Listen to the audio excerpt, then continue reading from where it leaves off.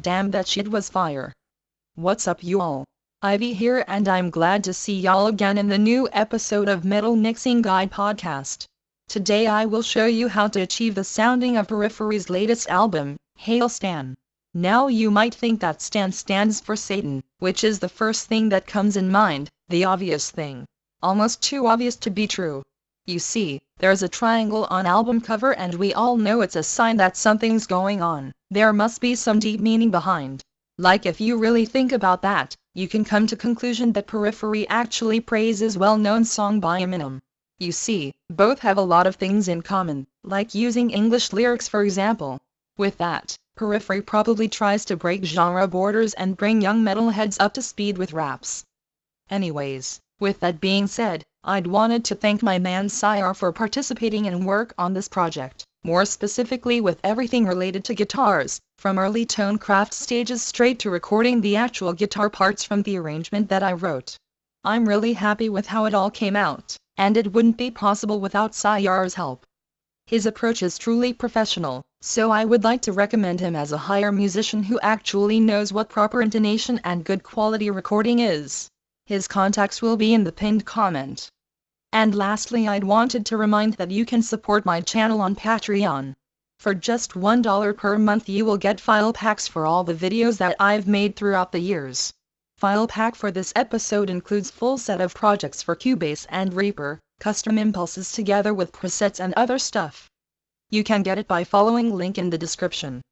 There you will also find link to unlisted video with complete demonstration of project settings.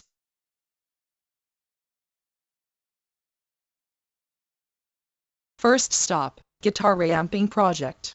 Let's give it a short listen.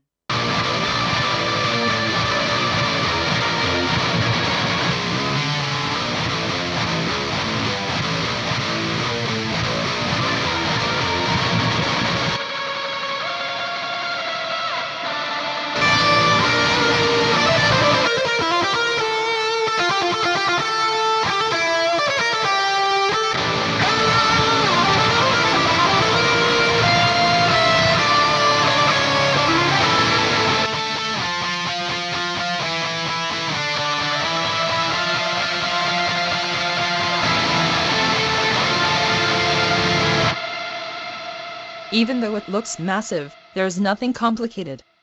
All tracks are processed in the same way, and I just use some post-processing on buses. Let's check it out on example of single rhythm guitar track.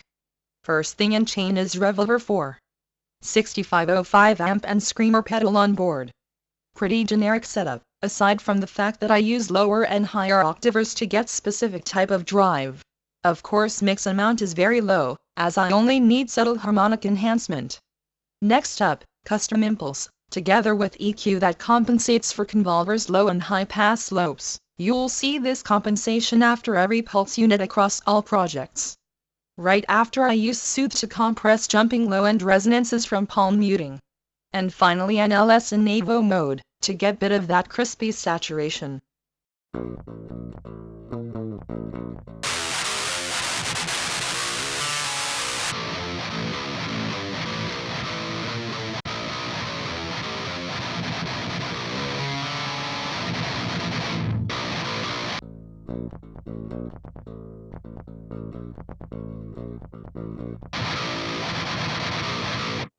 The only deviation from this model can be found on lead guitars.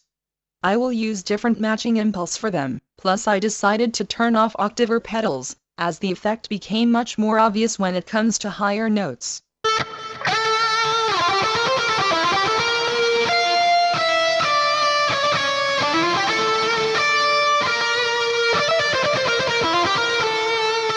It doesn't sound bad, just not what I need for this type of arrangement.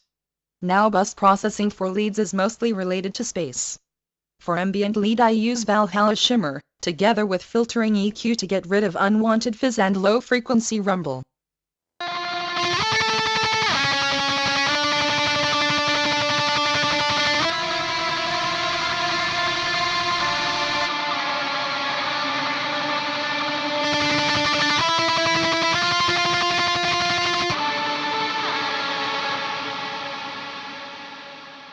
When it comes to lead guitars, oh boy, we've got lots of stuff.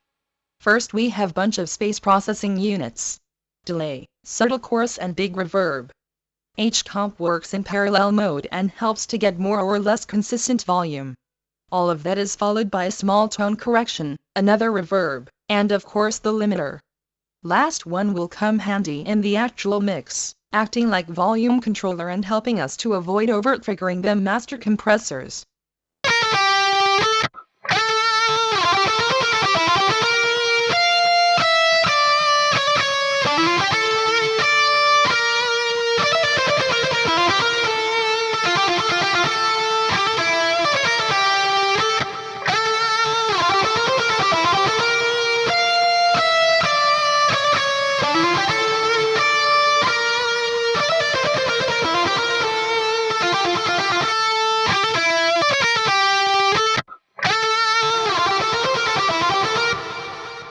So that's pretty much it.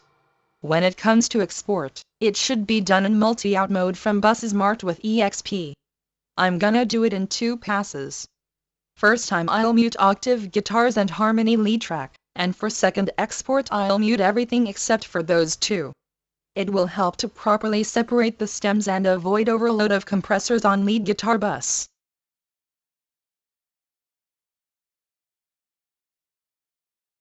Next in line, bass project.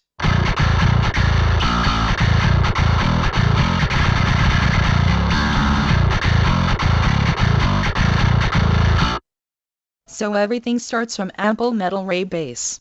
Obviously we're not gonna use any internal processing here. Sample start value is at 0 milliseconds, meaning that note attacks are at full length.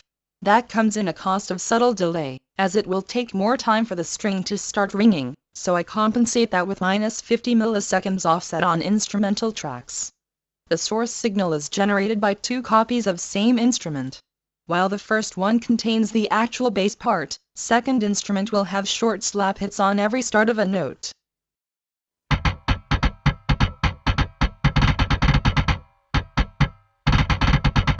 The point here is to simulate very tight and aggressive picking. So I'll use transient processing together with tonal changes, to turn them slap hits to something that sounds like pick attack.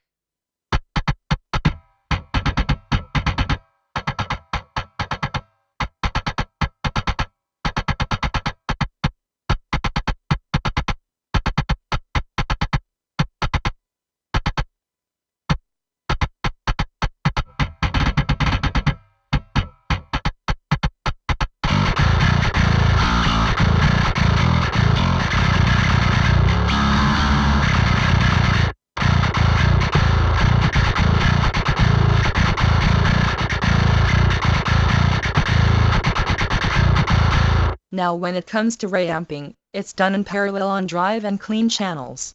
Both instrumental tracks have sends to these.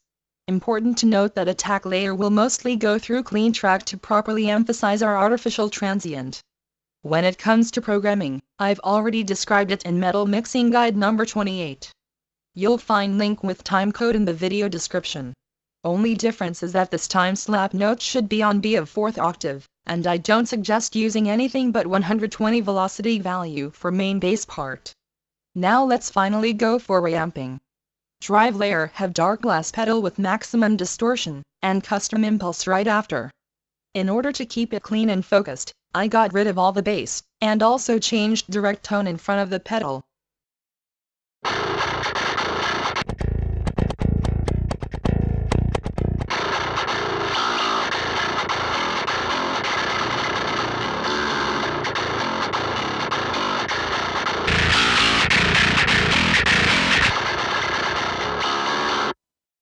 Same kind of thing is going on with clean track, only this time I use minimum drive, different impulse and of course different tone settings, giving full priority to low end.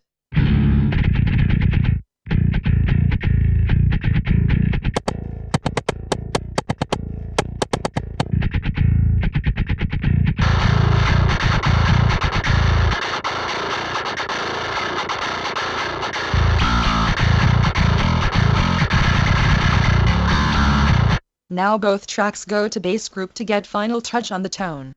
We use our bass exciter to emphasize spectrum part where our lowest note is. 2 units of soothe together with little EQ compensation will make our mid-range stable and clean, while still maintaining original color.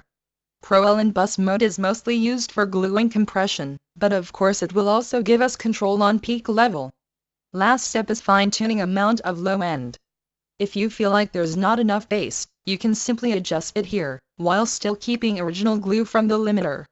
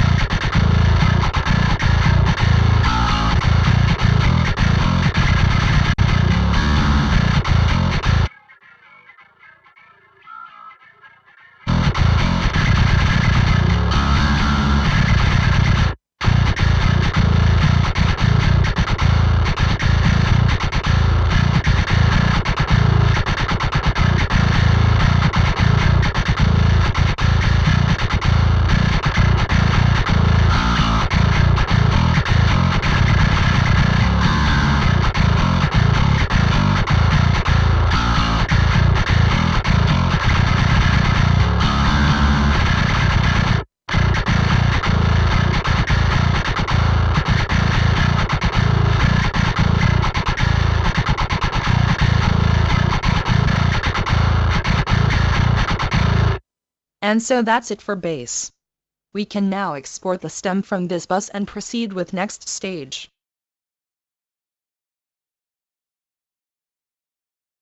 Now it's time for the most complicated part, drums project.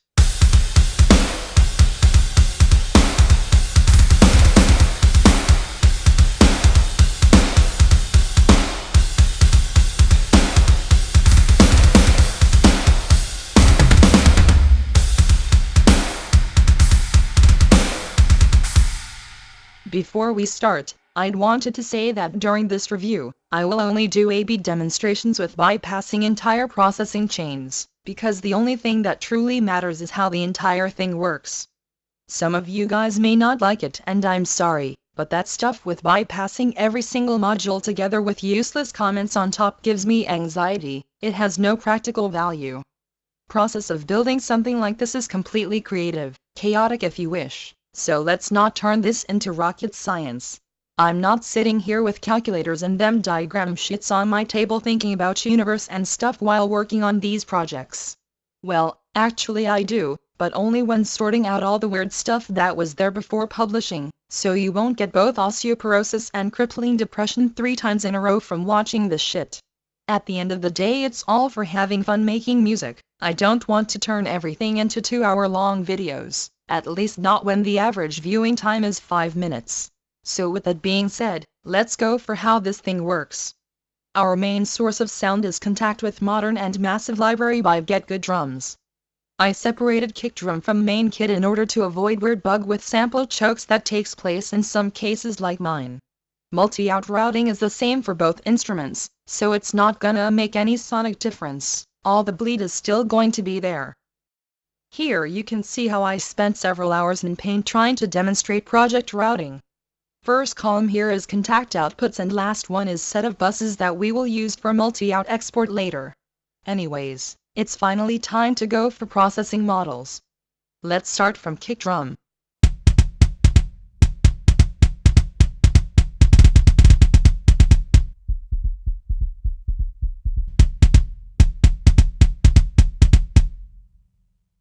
On direct track I use CLA76 with slow attack and fast release to round things up. Then tone matching impulse that instantly gives us 90% of the tone. Closing up the chain with heavy compression on H-comp in parallel mode to make our kick even more powerful. Now I'm arranging the send to second compressor with different settings. Y'all guys know things like New York style compression and all that, right? Now what we do here is actually called exhibit style compression, meaning that we put one parallel compressor on top of the other. There are 2 reasons for that. First of all, I'm a big fan of exhibit. And secondly, I want to get some additional emphasis on transients, so both compressors kinda do different things. Now all 3 tracks are united under Kick Bus, where I did several tone adjustments in attempts to get proper sound of the sum. Very light compression on C4 and Pro L is going to glue things up just a bit. And finally NLS and mic mode together with our bass exciter, both will give us pretty nice and rich low end.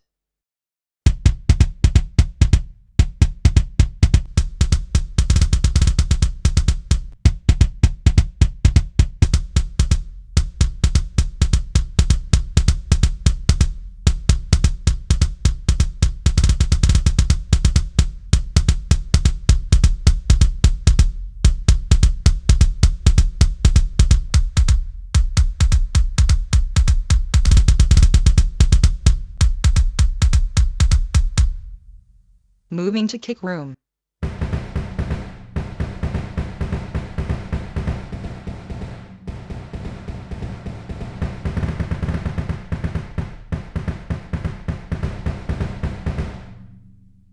Both tracks and the bus they're routed to have timbre corrections to make it sound closer to the reference. Important to note that room and direct mix are partially phase coherent, so all the changes I make here will also affect direct kick tone. I kinda tried to do everything at the same time here. Anyways, last element here is Saturn in a role of transient designer. I wanted to defeat the rumble that probably come from Tom's resonating to kick hits.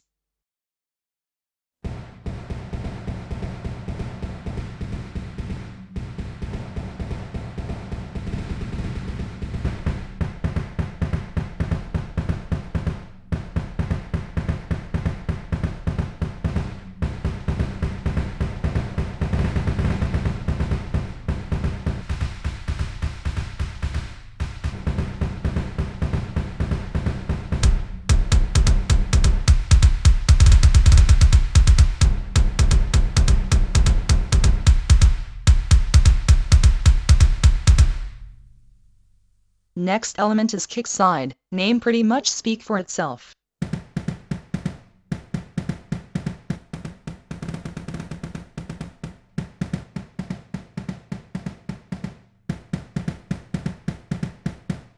What we have here is kick bleed from small and large diaphragm overhead mix.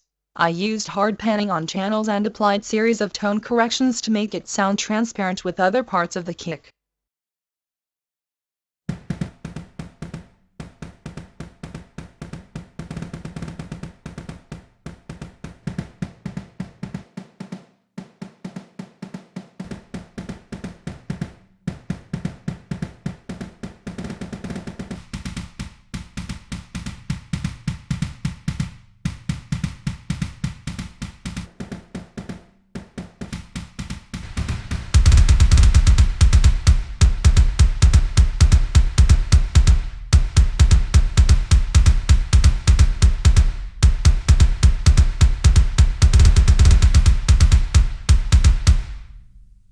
Moving on to snare drum.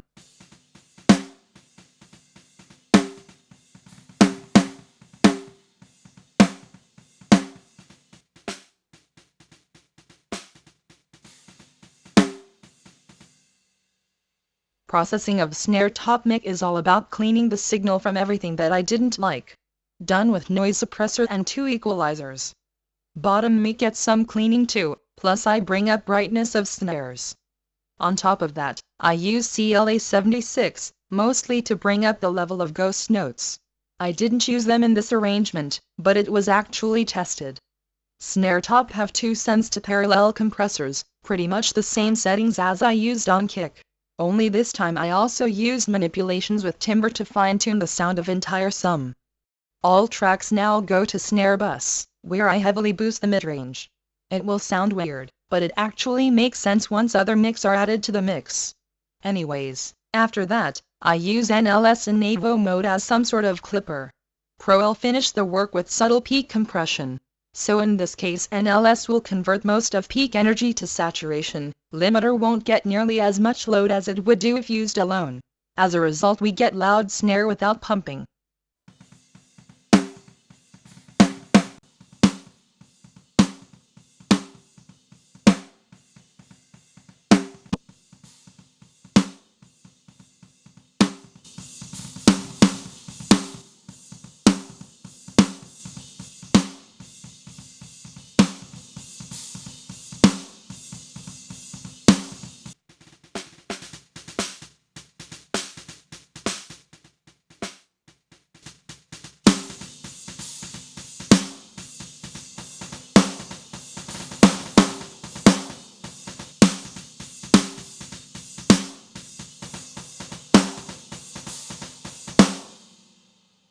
Next up, snare room.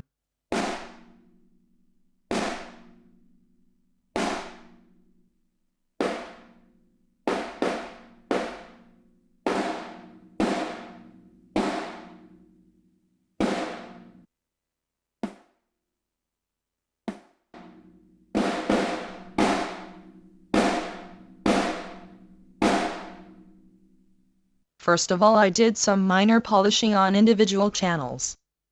There are also pretty big tone changes when it comes to bus processing. Logic behind this is pretty much the same as with Kick Room, changing the timbre to match the reference, while also eliminating Tom's rumble.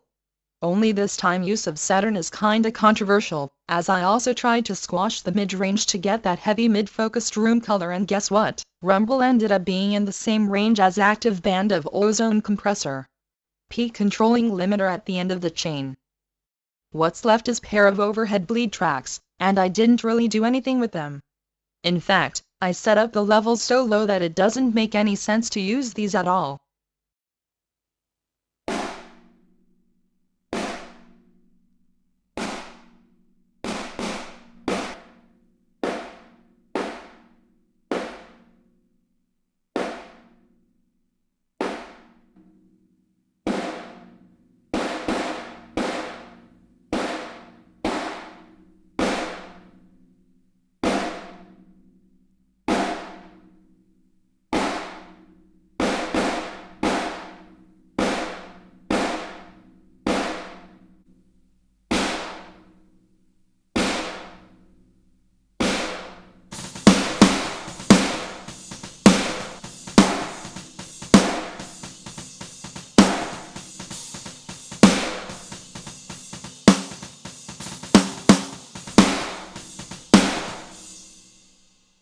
Moving on to toms.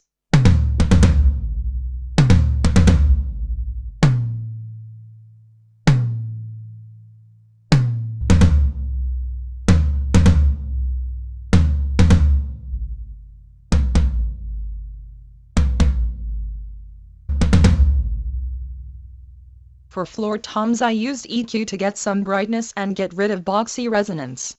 In both cases that is followed by transient designer, to get more attack and reduce low-end sustain. When it comes to rack tom however, I felt like it already sounds pretty tight and clean, so I only used high-end boost here. All tracks now face each other on related bus, where I have tone matching impulse in the first place. Soothe that dynamically reduced low-end rumble. And finally I used limiter to get control on peaks. Last two modules were transferred from test mix where I fine-tuned the stems. I kinda forgot that I already used the limiter and decided to compress the stem even more. At least it lessens the impact of toms on master chain. Tom's overhead bleed is technically part of dry tom's signal.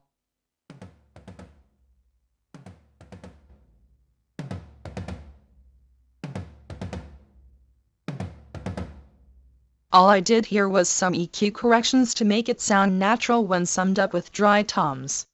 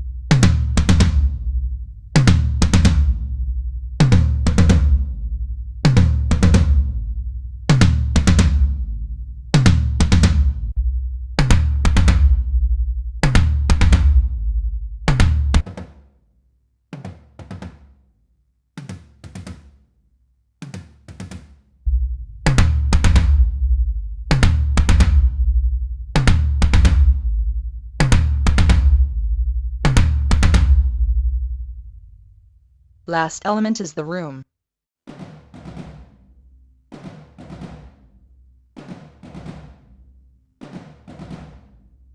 The actual channel remains unprocessed, instead I'll do everything on a related bus. This was actually done for the sake of better visual representation when filming all this stuff.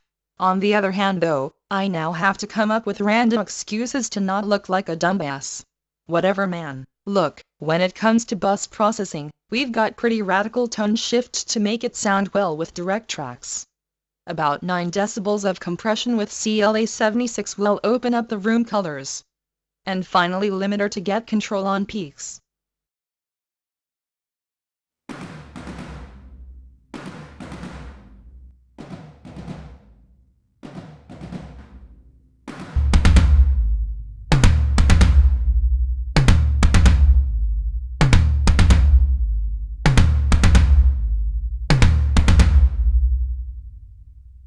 Now it's time for our cymbals.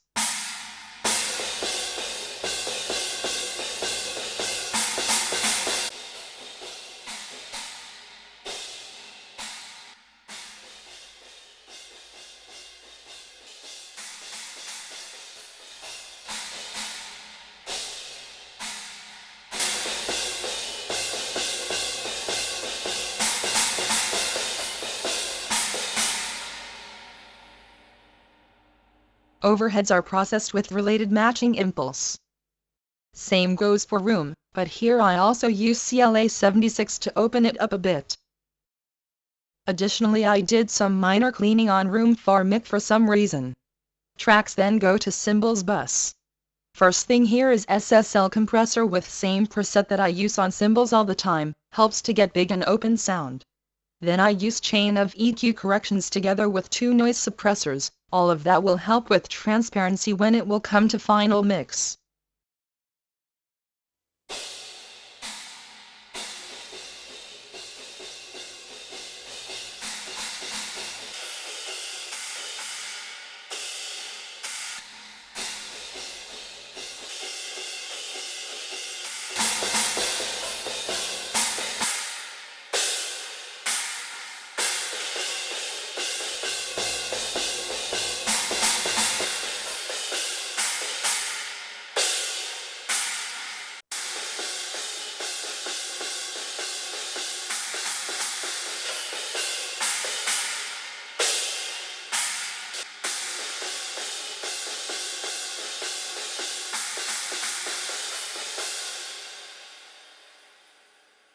Moving to hi-hat.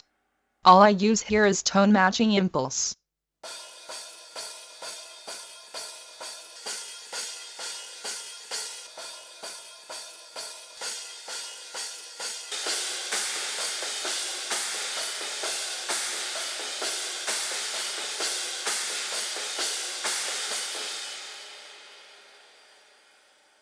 Ride remains pretty much as is, no any processing. Now, as you could notice from routing scheme, final destination of processing stage is output buses. The reason behind this is that in alpha version of Stem Mix I used additional tone matching on drums bus. It helped me to get closer sounding on everything except for direct kick and snare stems, so I routed those straight to master bus. Later I decided to transfer that matching EQ here to make master project look clean. This exact matching model now used on all related export buses. All it does is shifting the tone of drums closer to reference. It will be hard to make contrast comparison, so let's just pass it. We can now perform multi-out export from related buses and proceed with final stage.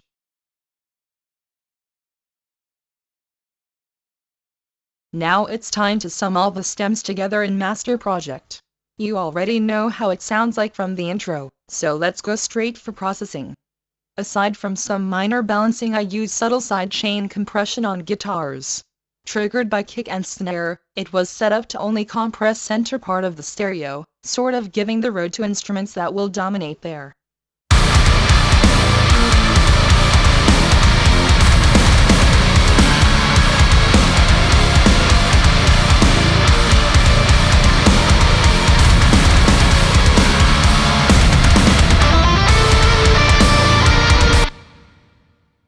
I also use Soothe on ambient lead track, to cut out whistles and sort of put it to the back of the mix.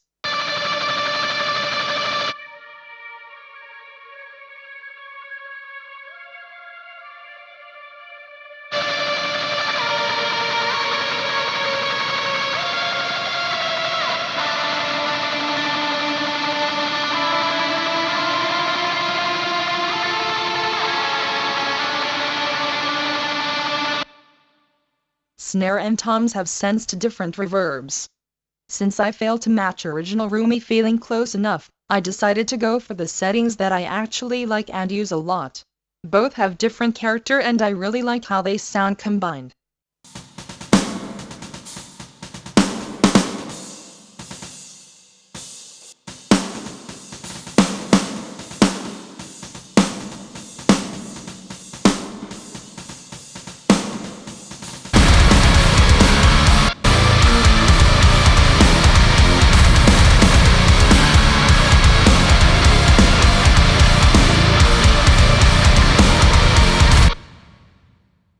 All the tracks now go to master bus for final dose of processing.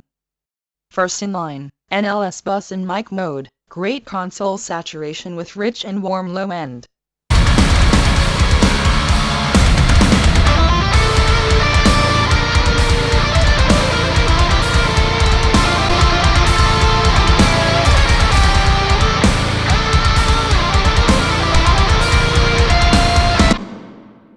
Multibin compressor with average reduction around 2 decibels. With this we provide our mix with basic glue.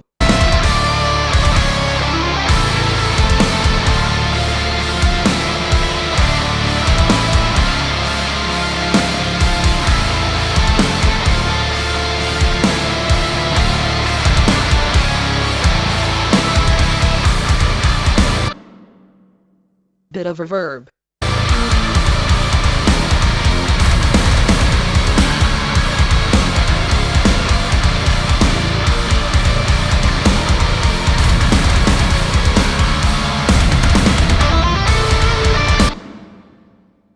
SSL compressor with slow attack and fast release, main former of mix dynamics.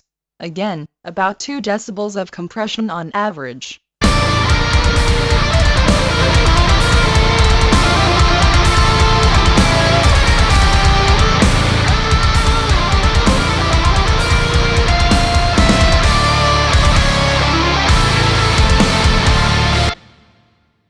One decibel boost on highs for brightness.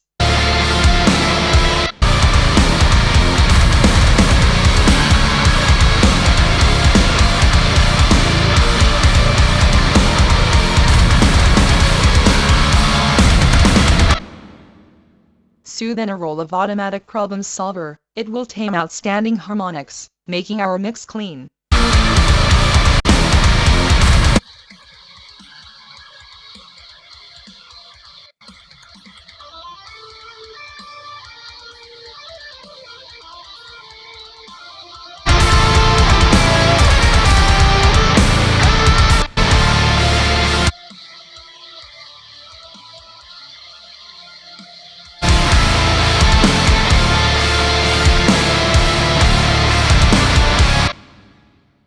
Vintage compressor. Final adjustment to dynamics correction. Originally it shouldn't be there, so this step is optional. It sort of rounds things up a bit, which is super important, as most of our instruments are sampled, and this kind of compression seemed to hide it really well.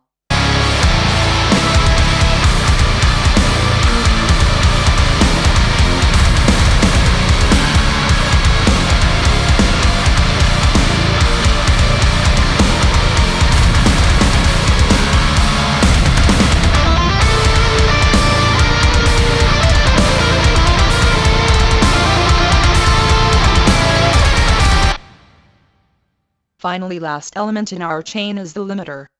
All-round mode will round things up, almost like if there's slow compressor in front, so we basically protect the mix from being too distorted.